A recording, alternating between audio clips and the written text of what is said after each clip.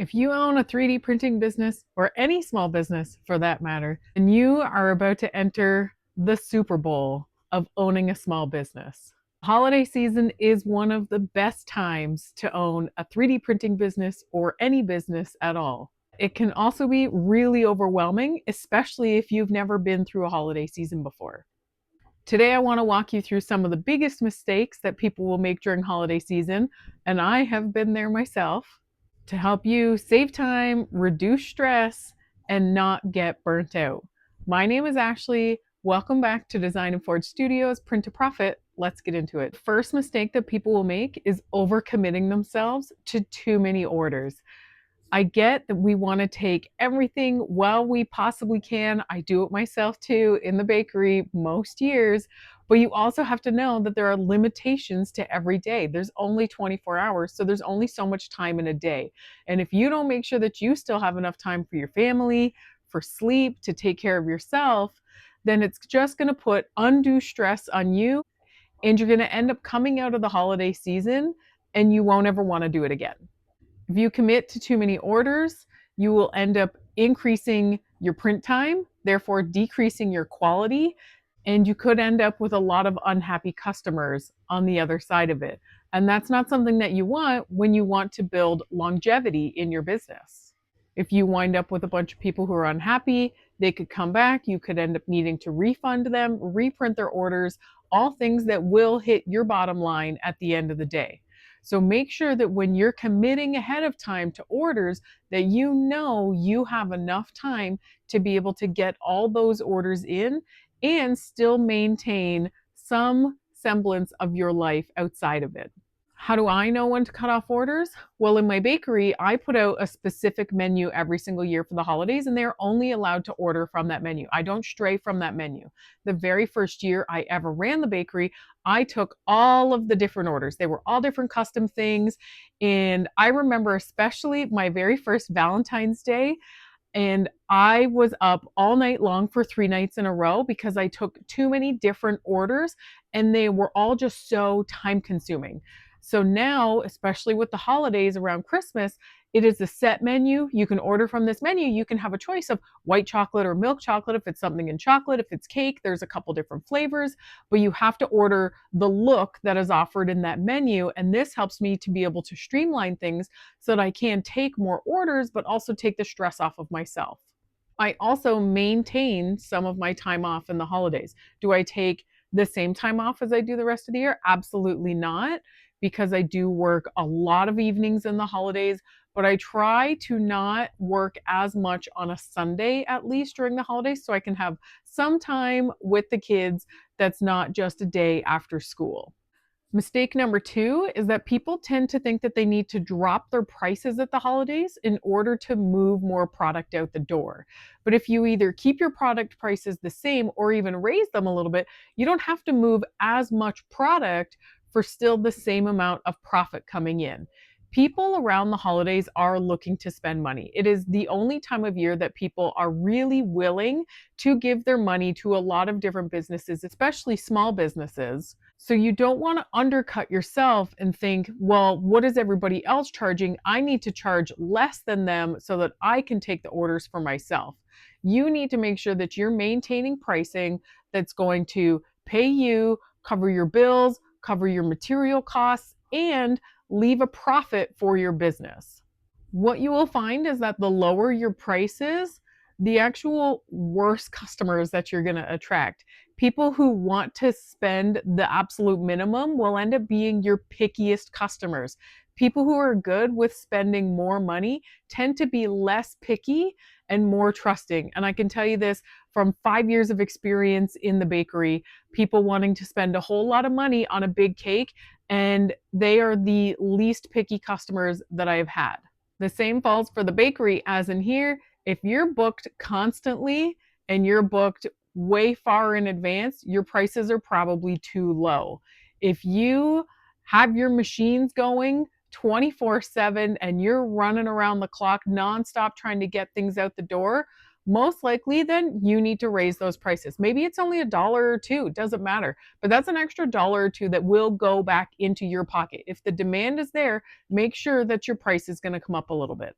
Mistake number 3 will be not having a few ready to go prints on hand. So if you know what your customers want, perhaps you can have a small stock, not a lot because you don't want to have too much on hand, but you can have a small stock of items so that if somebody does reach out in those couple days leading up to Christmas needing something last minute, you are able to offer that to them and say, "This is what I have for you." Now, with this, make sure that we're not just printing a whole bunch of random things, hoping that they'll hit with different people. You got to kind of know your niche and what people are going to be looking for. And think about what is popular right now, right? You have a lot of things that are really popular amongst kids right now. The whole 6, 7 thing, like what can you do with that, right? My biggest print job this week in here has been 6, 7 hype chains for Elf on the Shelf because everybody is looking for Elf on the Shelf things right now, and 6, 7 is so popular with kids, and you know that they're all going to think that it's hilarious. So, what are things right now? Ask ChatGPT if you have to, if you don't have kids, that kids are really into that you can look at producing for the holidays that parents are going to want close to. Stocking stuffer size items are really, really great to have on hand last minute. Mistake number 5 is going to be tied a little bit into what we already talked about, and it's just poor time management. So make sure that you are looking at all the different prints that you have coming up, and is there anything that you can batch work together? What can you do to try to eliminate some of the time that you have to spend around your 3D printers so it frees up time for you to be doing other things? Even when it comes to something like shipping, do all of your shipping at once. When your prints are finished, put your packages aside, and then you can sit down and hammer out all of that shipping at once instead of doing one package here, one package there. It's a really inefficient way to approach it. Before I get into the next mistake, I would love it if you give us a like and in the comments below, tell me what you think is the most common mistake people make when running 3D printing businesses or any small business. I would love to hear about it. We're so thankful for all of your guys' support. This channel has been growing way faster than we ever thought it would. I love to keep coming back here and giving you guys useful tips from what I've learned of building a very successful business over 5 years and now using those same things to build this business. So drop that like and give us a hype. That's the thing now too, right? Our channel can now be hyped. We would love it if you guys would do that. Mistake number 5 would be leaving too much of your marketing to the last minute. If you do primarily marketing on social media, as most people do, you have to know that your posts are only being seen by roughly 3 to 5% of your followers. So every time you put something up, if you have 100 followers, only 3 to 5 of those people are actually seeing it. So you need to be posting a lot. And if you put up a post, maybe you put something up now for Christmas, in 2 weeks from now, you could put that same post up again. Those 3 to 5 people, even if they saw it, they're not going to remember it because they will have seen thousands of posts between now and then. So take that exact same post and put it up again in a couple weeks. But you need to, I hate to say it, you need to hammer people at this time of year just so that your post can get through the algorithm so that people will see them. So you want to make sure that you're doing things in your stories, give people behind the scenes looks. They love that kind of stuff. But make sure that your posts are being really engaging, and you want to do different posts. You want to do still photos, you want to do the carousels, you want to do the reels, kind of switch things up as much as you can because that's going to help to push things through the algorithm more.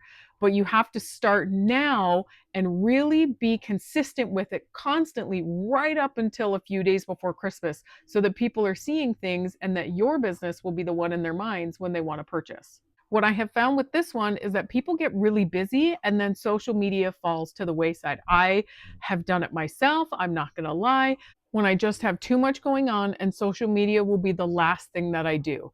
So if that means that you have to schedule things out, there's apps you can schedule things in Instagram and Facebook. There's apps, one's called Metricool. You can use that and actually schedule your posts out so that you can sit down for an hour on a Sunday and set them all up for you so that you don't forget. Don't let this season go by and you're not posting for 3 or 4 weeks and people then forget all about your business come January. The final mistake people will make with their 3D printing businesses is not making sure that you have the things on hand in case you have printer failures. So if something happens to break down on your printer itself, maybe it's the hot end. Do you have extra hot ends so that you can quickly swap it out and you don't have to wait a couple days for that item to get delivered to you? Do you have the extra filament that you need?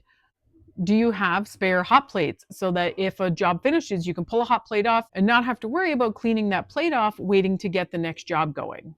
I have had a couple markets where my printers have broke down leading up to them, and I have needed a couple different parts, and it has put me out from being able to make as many things as I wanted to for those markets. So now I make sure that I have a handful of a variety of spare parts that tend to go easily in the drawer so that I can switch them out. I also always have spare nozzles.